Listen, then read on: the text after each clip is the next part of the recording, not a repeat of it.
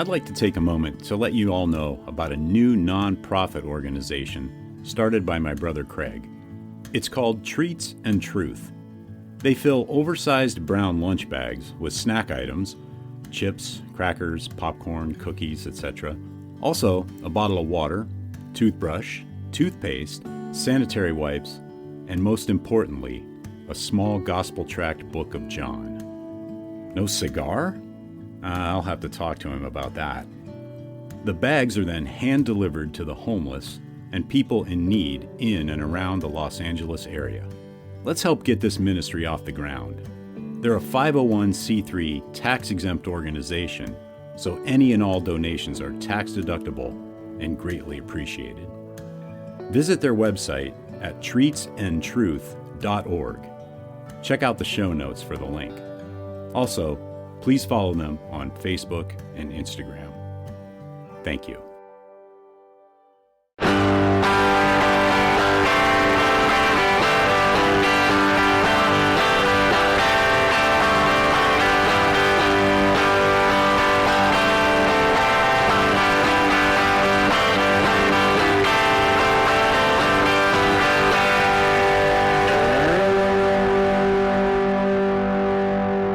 Welcome to episode 67 of the Burning Bush podcast, where we share the message of the Bible while enjoying a good cigar. Hope you're doing good this week and glad you could stop by to listen to the podcast. I've been waiting around for the last few minutes because we've had some dogs going crazy in the neighborhood here, so hopefully they'll stay calm and they won't interrupt the show. So anyway, this week I am smoking the Crux Guild Habano in the Corona 5.5 by 42 size. So let's go ahead and check out what we have with the Guild Crux Habano. I went to the Guild website, or the Crux Cigars website, and they just have like a couple of lines, nothing, indeed, no real details. So I'm going to go ahead on over to famoussmoke.com and read you what they have to say. Crux Guild cigars take time-honored traditions, premium hand-rolled quality, and hand-selected choice tobaccos to create one of the most sought-after smokes the industry has ever known that is sure to deliver the wave after wave of decadent flavor and complexity. Using an all-Nicaraguan core of tobaccos and a lush Ecuadorian wrapper, each cigar is blended to precise specifications so you get the same unique flavor from each of these tasty offerings for supreme consistency. These full-bodied gems are great for an after-dinner smoke, relaxing in the lounge, or the back porch, so you can enjoy your downtime to the fullest. Try Crux Guild cigars today. And that's all they have to say about them. No profile or letting you know where the binders and fillers and wrappers are from. But the Vitolas are Corona 5.5 by 42, Robusto 5 by 50, the short Salomon 6 by 54, and the Toro 6 by 50. And they also list one on their website that's not on the Famous Smoke website. It's the Toro Extra BP Marblehead. Not sure what that is. I don't see a picture of it anywhere. So there it is, the Crux Guild Habano.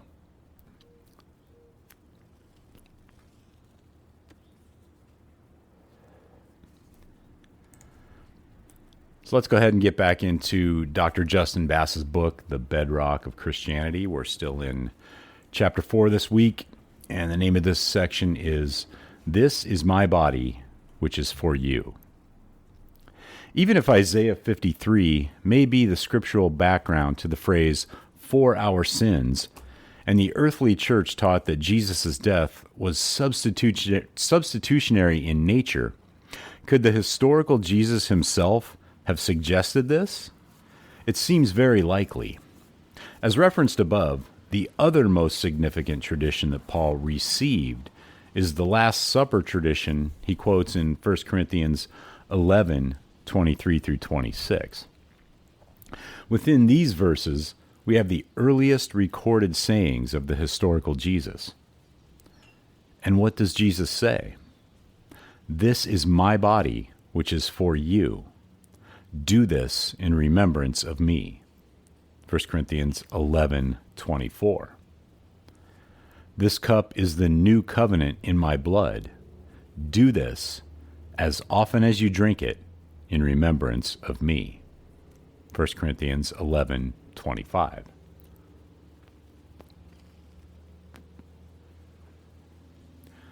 It seems very unlikely that the early church would have put these words in Jesus' mouth if he did not actually say them. Jesus, an observant first-century Jew, here shockingly reinterprets the more than 1,000 years old, at that point, Jewish Passover meal, so that when his followers eat it, they will think not of the plagues and the exodus from Egypt, but now of the bread and the wine as his body and his blood. Who has the authority to reinterpret a more than 1,000 years old Jewish tradition, even the greatest event commemorated in Jewish history? Moreover, Jesus uses the phrase, "for you." Jesus' imminent death, the breaking of his body, and the shedding of his blood was for you, plural. That is, his followers. This Last Supper meal was to be commemorated by his disciples to remember what he did for them in his death. Jeremiah argues that Jesus was speaking here of his death in terms of the servant songs from Isaiah 40 through 55, primarily 52 and 53.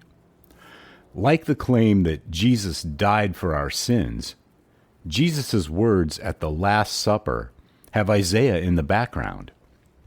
If these are the actual words of the historical Jesus, then we have the ultimate source for the substitutionary nature of Jesus' death for sins, Jesus himself.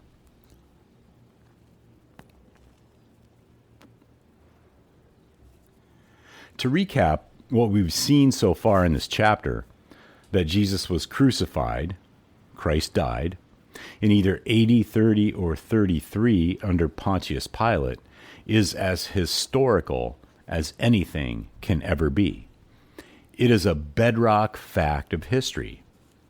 In addition, the scriptural and theological interpretation of his death for our sins, according to the scriptures, goes back to the earliest followers of Jesus, is even more explicitly proclaimed by Paul in his letters, and is corroborated by Jesus' own words at the Last Supper, recorded in 1 Corinthians 11, 23 through 25. Of course, as I mentioned earlier, the truth of these claims ultimately hinges on whether Jesus did in fact rise from the dead. But before we discuss the belief in Jesus' resurrection in the next chapter, let us briefly look at the next phrase in the creedal tradition, and that he was buried.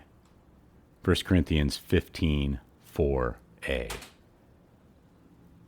That'll close out this week's reading of The Bedrock of Christianity by Dr. Justin Bass. Don't forget to check out the show notes for links to Dr. Bass's website, where you can pick up copies of his books and check out his YouTube page, as well as links to Treats and Truth Ministry, a new homeless ministry that my brother has started. So check that out if you'd like to get involved. And groundworksministries.com for daily Bible studies and devotionals. And also the Burning Bush podcast merchandise store, where you can pick up some things to help spread the word about the show. And as I always say, I'd appreciate it if you would tell your friends. So until next week, have a great day, have a great cigar, and God bless.